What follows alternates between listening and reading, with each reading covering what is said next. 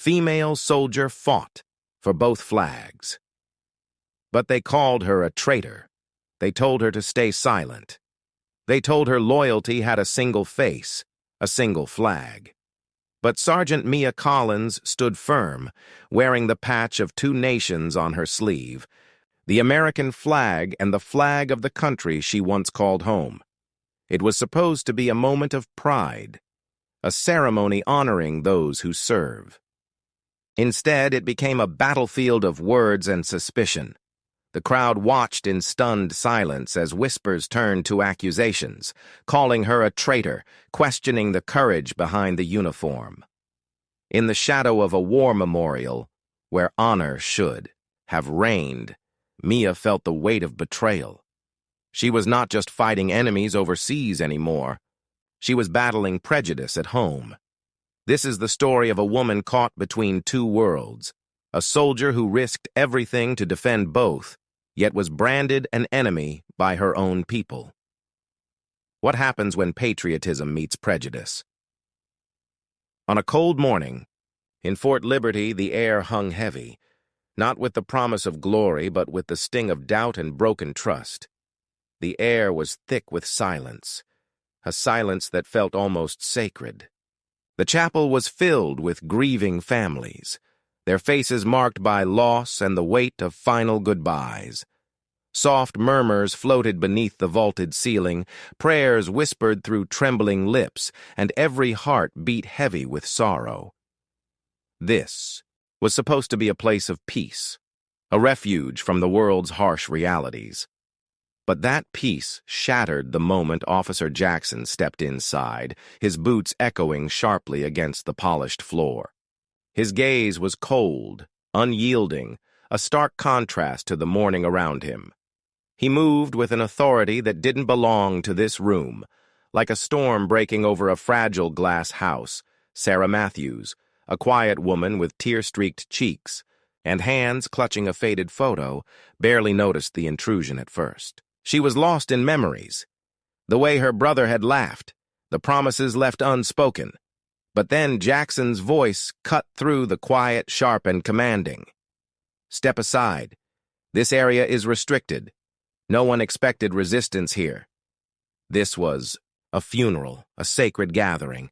Yet Sarah's jaw clenched, a fierce protectiveness rising within her. "He's my brother," she said quietly, her voice shaking but resolute. "We're saying goodbye." Jackson's eyes narrowed, disbelief flashing like lightning. Rules are rules. It wasn't just about protocol anymore. It was about power. A man wielding it without question, without empathy. The chapel's sacred walls suddenly felt cold, oppressive, trapping the grief and igniting a deeper wound. Nearby, Father O'Donnell watched, his face pale but his eyes burning with quiet fury. He stepped forward, his voice steady but filled with righteous anger. "This is a house of God, not a courtroom. Respect those who mourn." But Jackson wasn't listening. His presence was a stark reminder that outside this chapel, injustice lurked like a shadow, waiting to spill inside. As Sarah's trembling hands reached for the urn beside her, the chapel's fragile calm was broken forever. The man standing at the chapel's entrance was not just any officer. His name was Daniel Jackson, a decorated security chief with a reputation as unyielding as steel. But tonight, his badge felt heavier than usual, burdened by an arrogance that would soon shatter everything sacred. Jackson's uniform was immaculate, every badge and stripe gleaming under the dim lights, but there was something off in his stance, a simmering impatience, a hunger for control that had nothing to do with protection. His eyes scanned the room like a hawk hunting prey, cold and calculating. He was a man used to command, but not to being questioned. Authority wasn't something he earned. It was something he took. And he intended to take it here, without permission, without regard. Sarah Matthews watched him from across the room, her heart pounding not just from grief, but from an instinctive warning she couldn't ignore. She'd heard stories, whispered in the corridors, about Jackson's swift temper and disregard for boundaries, how he pushed too far and left destruction behind. But no one had expected him to bring that force into this place. A chapel meant for mourning, not confrontation. As Jackson's gaze locked on Sarah, the air thickened with tension. There was no recognition of the humanity in the grieving, only the cold assertion of power. His voice cut through the silence like a whip. This is a restricted zone. You will step back. No apology, no compassion. Only the harsh edge of authority wielded without permission, without care.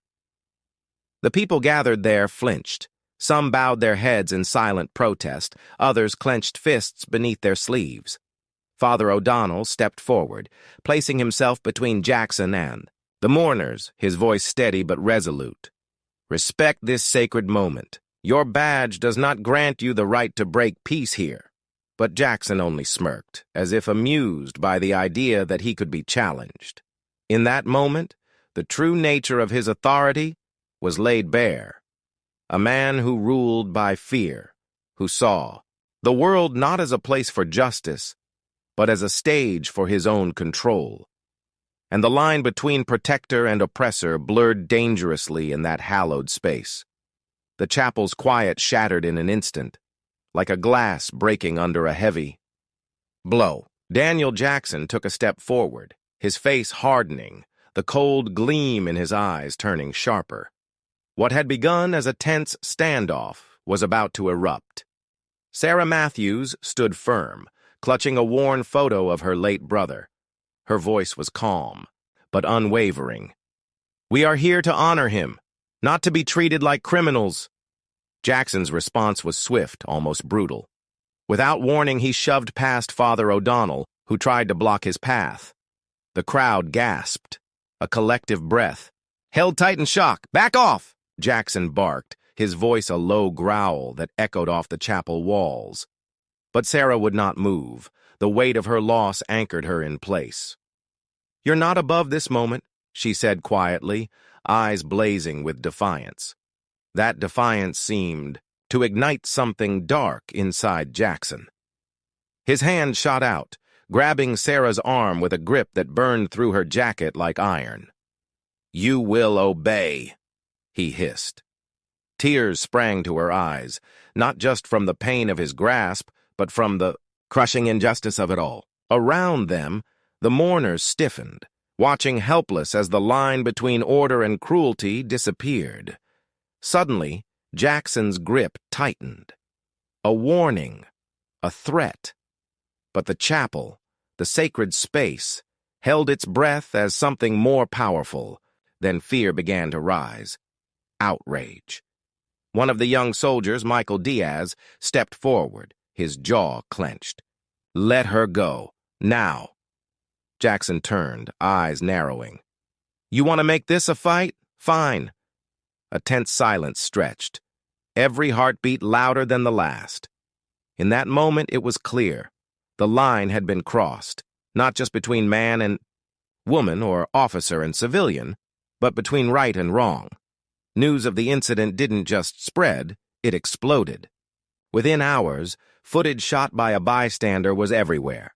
Social media feeds flooded with the shocking scene of authority turned violent in a place meant for peace.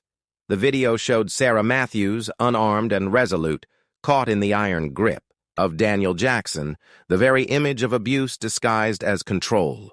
Her voice, steady despite the fear, echoed across the screens of millions, stirring something raw inside every viewer. Comments poured in, anger, disbelief, solidarity, hashtags like "Ouch, justice for Sarah" and "Ouch, sacred space." Betrayed trended nationwide, crossing political lines and drawing voices from every corner of the country. The world wasn't just watching, it was waking up. Across cities, small crowds gathered at town halls and outside police stations. People demanded answers.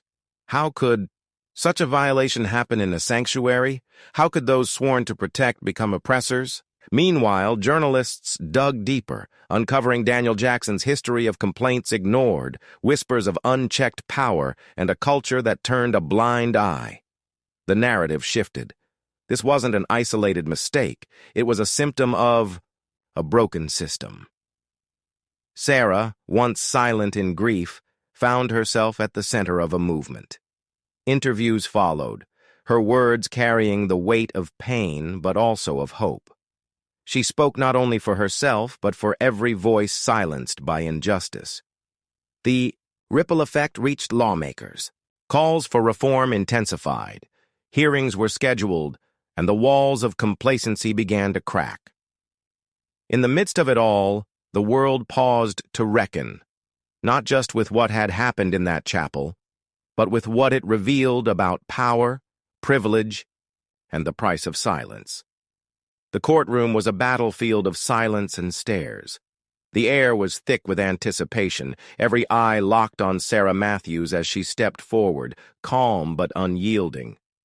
Around her, the weight of months, of pain, struggle, and relentless pursuit of justice, hung heavy like a storm ready to break. Opposite her, Daniel Jackson sat stiff, his usual bravado stripped away by the cold glare of the law. His lawyer spoke in clipped, rehearsed phrases, trying to chip away at Sarah's credibility, painting her as defiant, disruptive, a threat to order. But the courtroom didn't just hear words, it felt the truth beneath them. Sarah's testimony was raw and steady. She recounted the day in vivid detail. The hush of the chapel, the sudden crash of violence, the shock of betrayal in a sacred place. Every word was a dagger aimed at the facade of unchecked authority. Her eyes met Daniel's across the room.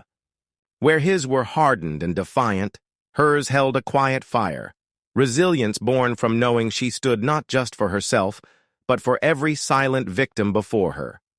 Witnesses came forward, fellow soldiers, onlookers, even some who had once looked away. Their voices formed a chorus of reckoning, unraveling the layers of denial and fear that had protected Daniel for too long. The judge's gavel echoed like a heartbeat, steady and unyielding, as the case unfolded. Lawyers sparred, evidence was laid bare, but through it all, Sarah remained unshaken. Each moment she stood was an act of defiance, a refusal to be diminished or silenced. Outside, a crowd gathered, watching live feeds with bated breath. Their hope flickered in sync with Sarah's strength, knowing this confrontation was about more than just a verdict. It was about breaking the cycle. In the courtroom's quiet chaos, one thing was clear. This was no ordinary trial. It was a reckoning. A moment where the scales of justice wavered, and the courage of one woman dared to tip them toward truth. The courtroom walls seemed to close in as the trial pushed deeper, peeling back the layers of a system built on silence and complacency. It was no longer just about Daniel Jackson or Sarah Matthews. It was about the entire institution that had allowed this injustice to fester, unchecked and unseen. Documents were laid bare, internal memos, emails brushed under the rug, reports ignored. Each piece of evidence chipped away at the polished image the military had worked so hard to maintain. The mask of honor and discipline was slipping, revealing a darker truth beneath. A culture where power was wielded without accountability, and loyalty often meant turning a blind eye. Whistleblowers took the stand, their voices trembling but determined. Stories spilled out of cover-ups, threats, and a chain of command that prioritized reputation over righteousness. The courtroom murmured with disbelief and anger as the system's protectors were exposed not as heroes, but as enablers. Sarah watched, her heart heavy but resolute, as the prosecution laid out the blueprint of institutional failure. The defense scrambled, attempting to redirect blame, to isolate the incident as an unfortunate anomaly. But the evidence was overwhelming. The courtroom wasn't just witnessing a trial of a man, it was witnessing the unraveling of an entire framework that had betrayed its own values. The judge's expression grew stern, the weight of responsibility palpable in every word he spoke. He reminded all present that justice was not served by protecting institutions at the expense of individuals, that today was a turning point, a chance to demand transparency and change. Outside the courtroom, protests ignited. Voices once silenced now roared in unison, fueled by the revelations inside. The public's faith in the system cracked, replaced by a fierce demand for reform. Inside, Sarah's quiet strength was a beacon. She embodied the collective pain and hope of many, standing firm as the system's facade crumbled around her. The trial had become more than a legal battle. It was a call to conscience for all who had believed in the ideals the system claimed to uphold. The courtroom emptied slowly, the usual echoes of victory and defeat replaced by a heavy stillness. No cheers, no applause, only the low hum of reckoning settling in the air. Sarah Matthews stood alone at the center of it all, her hands clenched tight but her gaze steady, absorbing the gravity of what had just transpired. The verdict had been delivered. Daniel Jackson was held accountable, not just for his actions, but as a symbol of a broken system finally forced to face its own failings. But this was not a moment of celebration. It was a somber reckoning, a painful acknowledgement that justice had come too late for some, and that healing would take far longer than a courtroom's final gavel. Outside, the crowd was quieter than expected. Faces once bright with hope now bore the shadows of hard truth. Sarah's victory was bittersweet.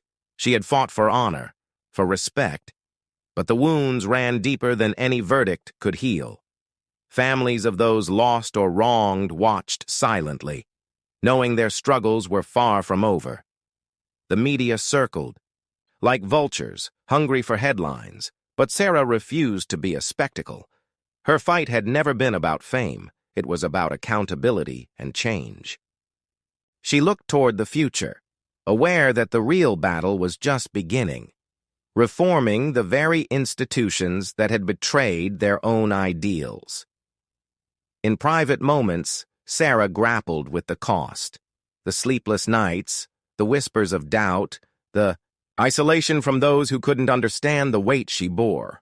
Yet, she found strength in the small victories, an apology from leadership, promises of new policies, a renewed commitment to transparency.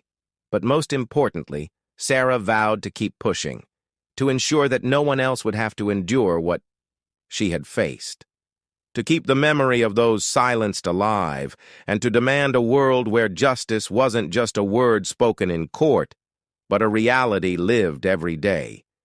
There was no applause here, only the quiet promise of reckoning, the reckoning of a system forced to confront its shadows, and the reckoning of a woman who refused to be broken by them.